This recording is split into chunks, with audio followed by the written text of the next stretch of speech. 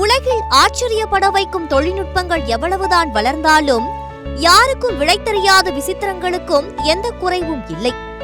அந்த வரிசையில் ஈரான் கடற்கரைக்கு 8 கிலோமீட்டர் தொலைவில் பாரசீக வளைகுடாவின் நடுவில் அமைந்துள்ள ஹார்மஸ் மலைத்தீவு நம்மை பிரமிப்பில் உறைய செய்கிறது.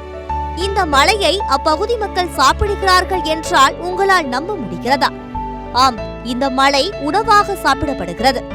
இங்குள்ள எரிமலை கற்கள் கல், மண், இரும்பு, சிவப்பு மற்றும் மஞ்சள் நிறங்களில் ஒளிர்வதால் இதை பார்க்கும்போது இது பூமிதானா அல்லது சொர்க்கமா என்ற சந்தேகமே வந்துவிடும்.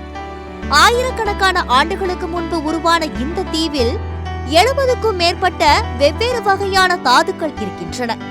இதன் எரிமலை கற்கள், தாதுக்கள், உப்பு பாறைகள் இந்த தீவை காண்போரை மயக்குகிறது.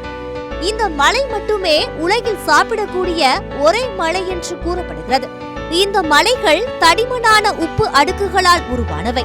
பல்வேறு வகையான தாதுக்கள் காரணமாக இந்த தீவின் மண்ணும் கார சுவையுடன் இருப்பதால் மக்கள் இதை உணவில் மசாலாவாக பயன்படுத்துகிறார்கள். மேலும் இங்குள்ள மக்கள் சிவப்பு மண்ணை சட்னியாக உணவில் சேர்த்துக் கொள்கிறார்கள்.